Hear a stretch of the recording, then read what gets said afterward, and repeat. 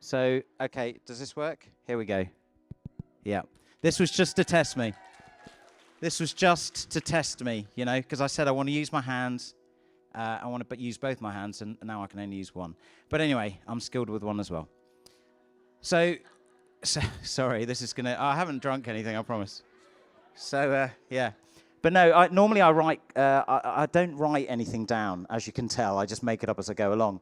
And I thought today I'd write some crib notes, and then I thought, hang on, aesthetic awards, a fair few medics in the audience, and plenty of Irish. They're all going to be shit-faced by the time I get on stage, so they're not really going to care what I'm saying. But you all... Oh, yeah. But no, you all look lovely. I mean, there's slightly female dominant, but I'd say probably, 200 beautiful women here, dressed in your unique outfits. Has anyone met someone wearing the same outfit? Hopefully not. Actually, I was at the Aesthetic Awards, some awards last year in London, and I did spot 2 women in the same outfit. And it is actually quite funny watching this, because they saw each other, and there was this kind of like embarrassed look, and then one said to the other, "Oh, you look good," and almost like an empowerment dialogue happened. You know, you look better than me, you look really nice. No, your shoes suit that much better than me. And so it went on. The minute they turned around and went elsewhere, it changed. Bitch. And then in the toilets, I can just imagine the friend going, "You looked much better in it." Her figure wasn't right for that dress anyway. So it's just interesting what happened. But the gents, we all decided on black again, didn't we? But, you know, no, it's a bit easier as a man, really, isn't it? But anyway, I was told by Mary Jane, look, I said, look, do I need to stick to time? How can I go? And she said, look, you can read the audience, Dev. Just read the audience. And that sounded like a good plan, Mary Jane, but I've come up and I've realised this lot have put about 300 units of toxin in their faces for these awards. So I don't think I'm going to be able to read anyone's face for tonight. So, you know. Actually, genuinely, I should say, and I'll probably get grief for across the water, but I haven't seen any dodgy lips here. So well done, the Irish. Because I can tell you, at the awards over in England, there's a hell of a lot of dodgy lips when I go to the awards. I pretend to take selfies, but actually I'm just clicking all the dodgy lips to send to my team. Okay, anyway. Look, we all have our story of how we got to here today. And my professional life started with 9 years in the service in the Royal Navy, and little did I know back then that I would be swapping battlefield trauma one day for the battlefield of lines and wrinkles. But whatever our story, the aesthetic industry is a true passion project for us all. And it's more than just making people look better. It's about making them feel better, live better, and approach life with the confidence they deserve. Whether you're an aesthetic doctor, nurse, surgeon, you're here today because you understand that we have a profound effect on our patients. And you could say we're changing the world, one face, one treatment, one smile at a time. And talking of changing the world, allow me to give one of our platinum sponsors, InMode, the world leader in RF technology, a nod, because they are the world leader in RF technology. Their innovative devices allow us to deliver treatments in a safe, precise, and effective manner, and continue to help us elevate the industry. I've been a key opinion leader for InMode for over 6 years, and I'm proud to have been so.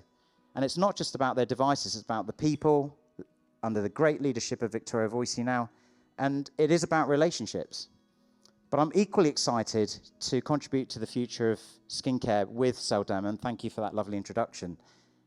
And with Selderma, we're bringing potency with simplicity and inclusivity. With our growth factor technology, we not only deliver unparalleled skin barrier healing, but also long-term skin health. But more importantly, talking of safety, to make practitioners and patients safer, particularly with energy-based treatments and surgery. And our innovative retinoid retinase now allows absolutely everyone, and I mean everyone, to use a directly acting potent retinoid without any fear of irritation. That includes rosacea and everything else. But back to us, about the job we do, the craft we've honed. It goes beyond skin deep. Every wrinkle we smooth, every scar we fade, every contour we refine is a story we help to rewrite for our patients. It's the stories they go on to tell when they leave our clinics. It's the opportunities they seize. It's the life they lead.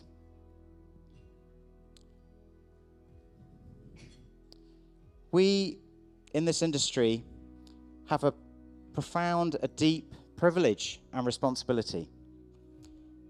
We hold the trust of our patients in our hands, but with that trust comes the power to change how they see themselves. But we also have, talking of responsibility, a significant challenge in our industry, and that is a lack of authenticity. We say we embrace the natural look, but so often leave faces looking far from authentic. We say we're ethical, and we talk about the lack of regulation on Instagram, and yet so often flout the very laws, the few laws that actually govern what we do, like promoting prescription-only treatments or selling cosmetic treatments that are derived from human or animal tissue. We misuse and abuse ill-defined terms like expert, advanced injector, medical grade. We say we're practicing evidence-based medicine and yet can be so easily swayed by social media trends. I'm a proud key opinion leader, not just for InMode, but a number of companies, technologies, devices, and yet that term is forever losing its credibility. Sometimes being given at a whim to someone totally new to a technology on the promise of a sale, or perhaps because of their reputation in other areas.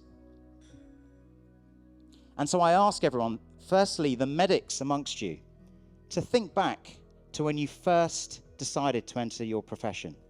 I don't mean aesthetics, because that was probably earning a lot of dosh, but I mean nursing, doctoring.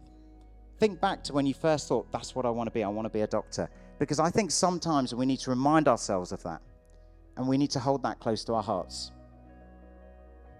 And for every individual in the room, I ask you to just take a moment to reflect and think about what you say on Instagram, what you say to your colleagues, what you say on the podium at conferences, what you say to yourselves, and see how you may be more candid, more authentic.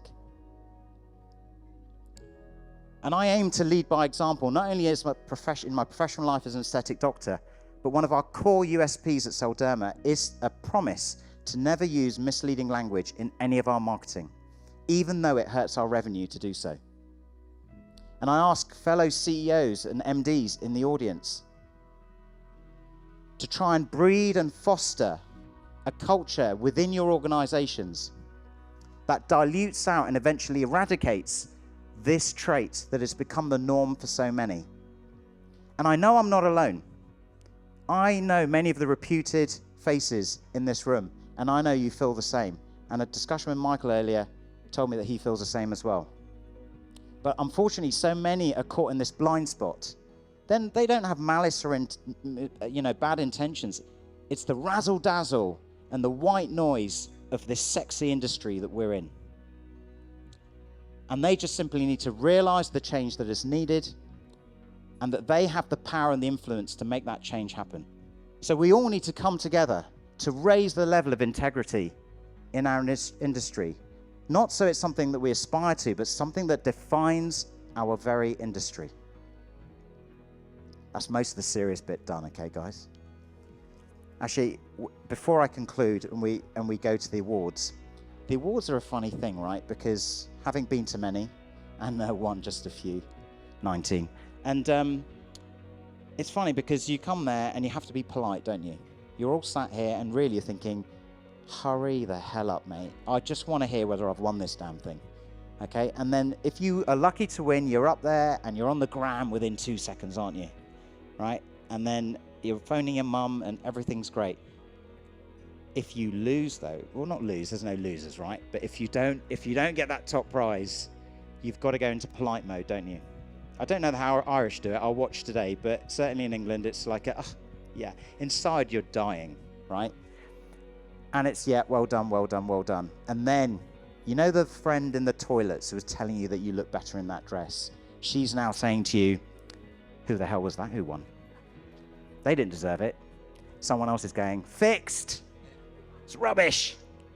It's a load of bollocks. But no, that is the true psychology of these awards. But genuinely, everyone is a champion. So as we celebrate tonight the excellence within this room, I wish you all the very best, whether you come up here or whether you don't.